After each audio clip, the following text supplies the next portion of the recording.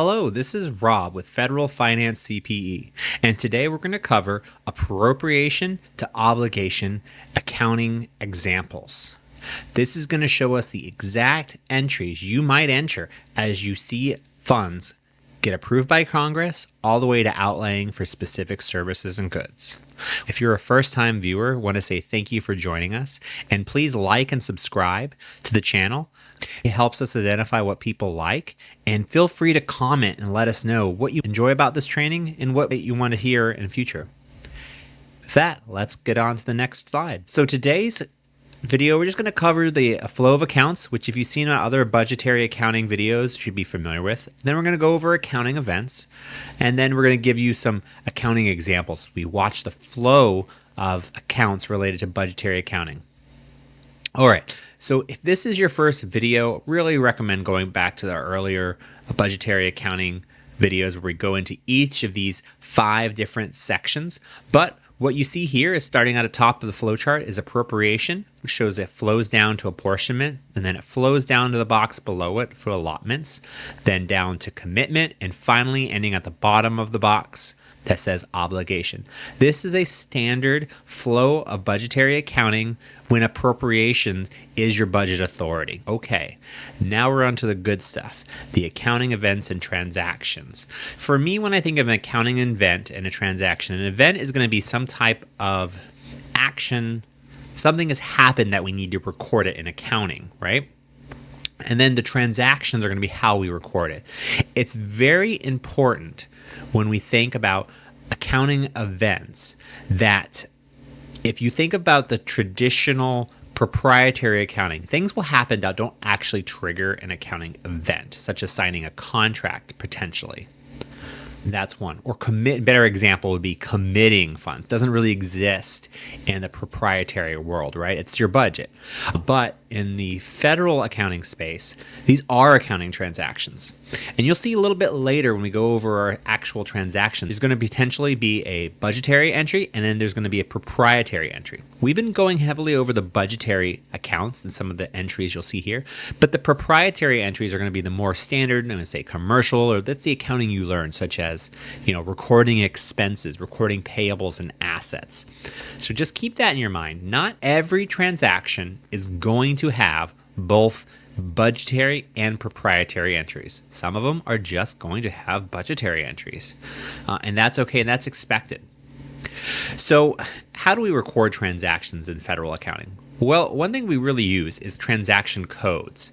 So these codes are numbered. They're found in the U.S. Standard General Ledger Treasury Financial Manual. When you look in there, you go to the transaction codes, and these are going to be different events and the suggested postings that Treasury has for each of them.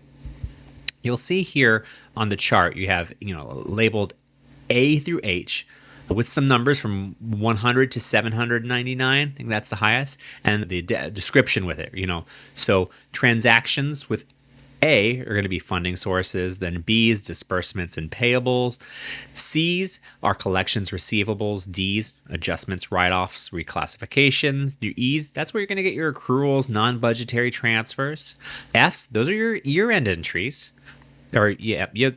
F, those are your year-end entries.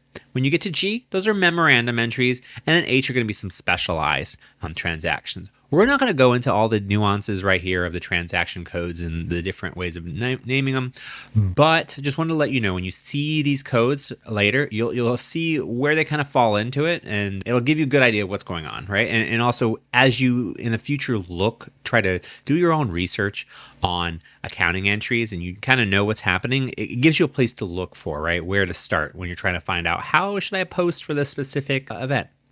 Okay.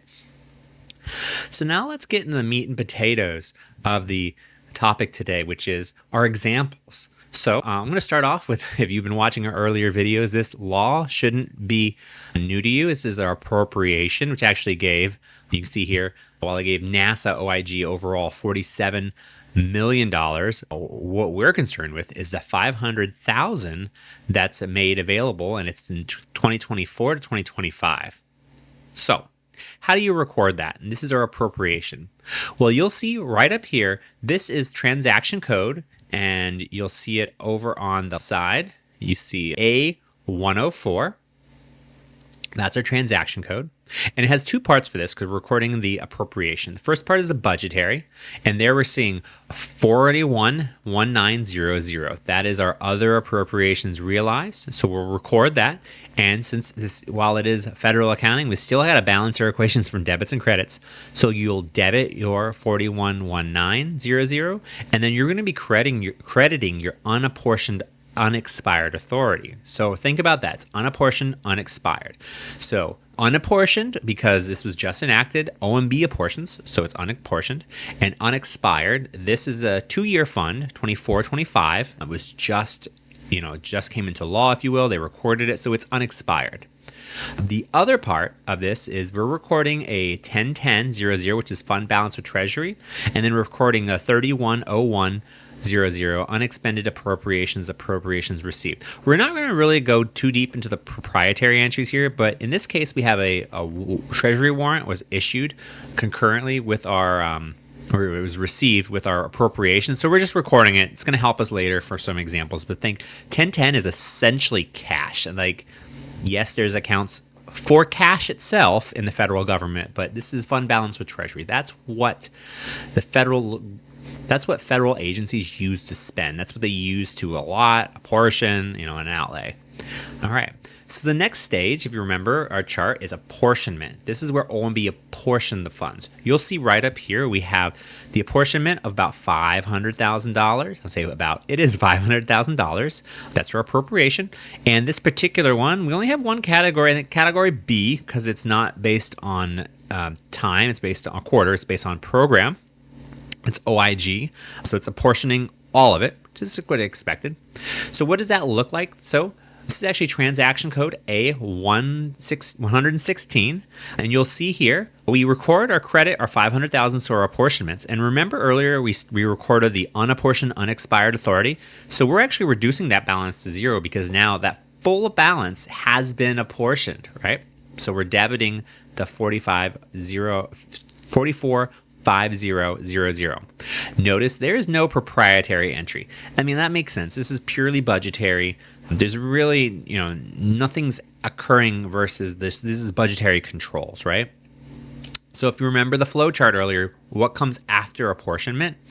Well, that's allotment. So in this case, we're just saying NASA OIG, those that are in charge over there in NASA, they apportion the entire balance. So we have A120 is our transaction code, and that transaction code, you can see here, we move the 451000. We credited it previously, so now we're debiting it because we're allotting the entire amount of 500,000, and then we're recording 461000 allotments, resources, realize, which makes sense. So now we started with unapportioned, then we apportion, now we're allotting that full balance. So that balance is just kind of trickling itself down that flow chart we showed earlier. Now that it's allotted, it's really ready to be committed and spent. So let's move on to the next phase. Commitment. In this case, we're using a fictional number of 125,000, but essentially we're thinking there's something for 125,000 that OIG wants to buy. They're preparing for their procurement, so they're committing the funds.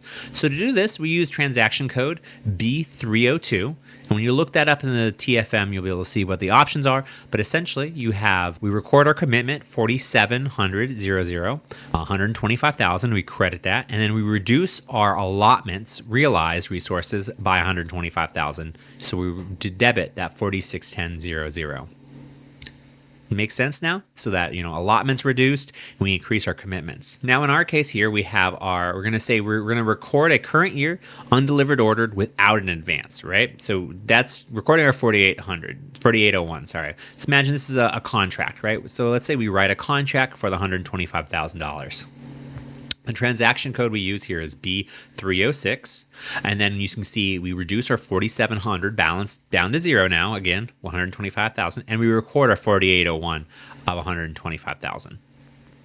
Once again, nothing has changed in nothing has even been made on the proprietary entry. All we're recording is this 4801, which is where you have a valid and expected commitment of funds, right? They expect to outlay this amount. Okay. So now the next transaction, what we're doing here is we're going to record are a UDO when we have an advance of $25,000. I say advance, prepayment, a prepaid asset. That's also how it's commonly referred to. I know that's how I think of it, prepaid asset. But so you'll see here we have a transaction code B308. So what we do here is, so we had that 4801 balance, right? So we reduced our 4801 balance, and then we recorded our 4802 balance, which is our undelivered orders prepaid advances. Remember back in that video for obligations where we had the quad chart where you have paid and unpaid, delivered, undelivered? This is all we're doing is moving it over. We're moving it from unpaid, undelivered to paid, undelivered.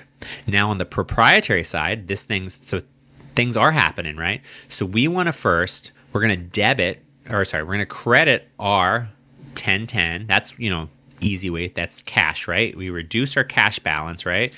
And then we record our prepaid asset or advances in prepayments. Make sense? All right. So the next transaction we're going to record is we're going to record the delivery of some goods or services and accrue for the liability. So, a $50K. Previously, we prepaid. Now we're actually going to receive goods. It's kind of separate. Not this related to that prepayment, but separate goods. So this actually has two transaction codes. And it's really important to know this because when you look up transaction codes in the TFM, you'll see if they reference another type, or they'll reference posting another transaction code along with the other one. So in this case, we have B402, which we're going to be recording our 4901. So that's our delivered orders unpaid. And we're going to reduce our 4801, undelivered orders unpaid, right? And then we're going to record our proprietary entry. So we have here, we're actually going to record our expense, right? We received the good or service, an expense. And since we didn't pay for it, we're going to record our payable, 2110 50K, right? 6100 and 2110 And then the last part here we have is we're going to be recording a debit to our 310700 and our credit to our 5700. That's our B134. This is important. These are going to be required for your postings. I'm not going to go into it this time, but these accounts, they do post and they are recorded on different financial statements that are relevant when you're monitoring both budgetary and control costs and the different unique federal financial statements that they post to. But just keep that in mind, and we can go over these a little bit later to see how amounts might move through those accounts. The next transaction we want to go, remember that prepaid asset we had? Let's record the delivery of this good. All right, so we're going to start at the top. We have our B604, right? So what we're going to do is, the goods or services were delivered, right? Oh, it's goods. Our goods were delivered. So we're going to reduce our 4802, which is our prepaid undelivered. We're going to reduce that down, and we're going to move that over to 4902 because it's both been delivered, and since we already prepaid, it's been paid, right? So now we go down to our proprietary entry. Here, since the goods have been given, right, we want to record our expenses in 6100, and then we want to reduce our prepayments because now it's been delivered. And then here on the bottom, you'll see this B234. We want to record down our 3107010, our unexpended appropriations used and dispersed, and our 570010, our expended appropriations dispersed. Okay. All right. Now to our last transaction for the day. We're going to record a paid delivered order that was previously accrued for. All right, this was our, accrued for, so we had delivered it, or accrued for. So we have received it, but we haven't paid it for it. So starting at the top, we have our transaction code B110, right?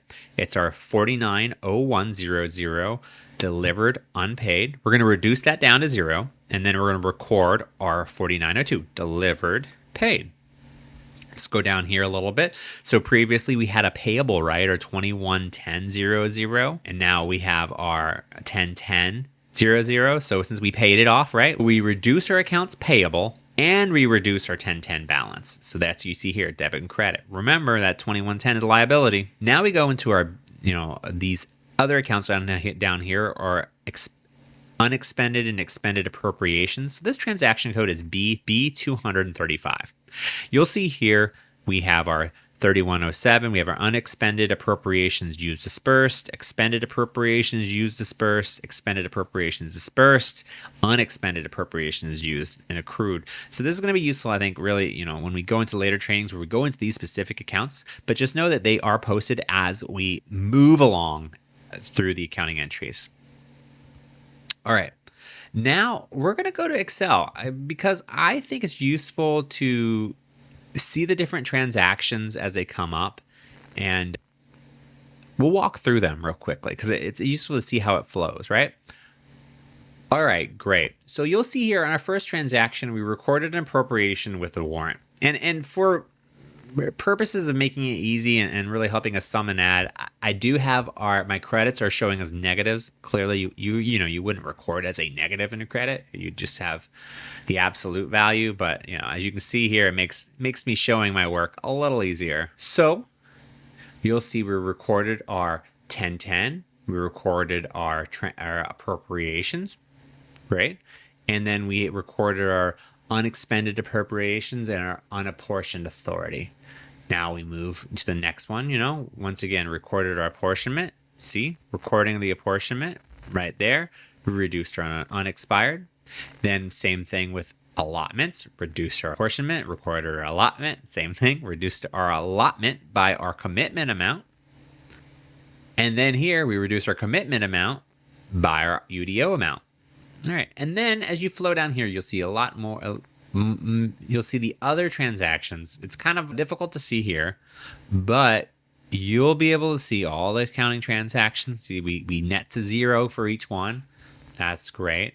But I want to go over to something that might be a little more useful to help show, because you can see. So let's go see if we can go over here. All right, so this is showing on the left side, we have our GL accounts, USSGL accounts, and here we have our number of transactions. And I think it's just useful to see.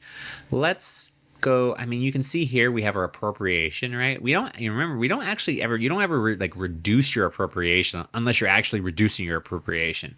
But we have our unapportioned authority, and you can see through the flow of accounts that balance is just flowing down from unapportioned to apportioned, to allotted, to committed.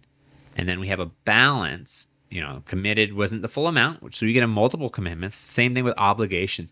And then we start flowing into these various different accounts of the UDOs, 4801, 802, 4901, and then 4902.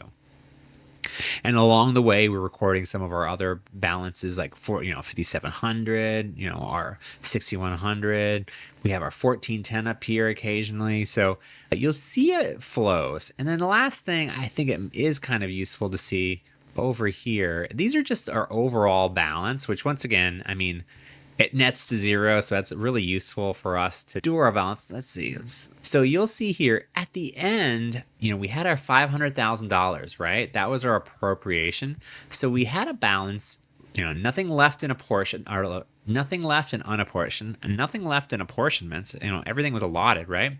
So we have that $375,000, and then we ended up having $50K left in our 4801 that hadn't yet been received or paid by the end of our exercise. And then we have our delivered orders. So you'll see here in the bottom, 500,000. So this is the entire budgetary balance, right? Those are the budgetary balance of our appropriation. All of it's accounted for, and all of it will be accounted for. You won't lose them. So everything adds up and should sum to your original budget authority. In this case, 500,000. Obviously, if you remember from our earlier ones, when you start looking at your budgetary controls, like your obligations should not exceed your commitments should not exceed your allotments, should not exceed your apportionments, and should not exceed your overall appropriation. But I just want to show you here, you're able to really see how these balances can flow and how you can double check, essentially audit. Am I in compliance? Am I all adding? With that said, I want to say thanks for joining me on this mini deep dive into the actual accounting transactions that you would record as you have an appropriation. And as that appropriation flows down to your apportionments, allotments, commitments, obligations, and then how you can look at the accounting transactions to see what's going on with it. Thank you. I hope you enjoyed this training, and please give me a comment and let me know what you liked and what you might like to hear in the future.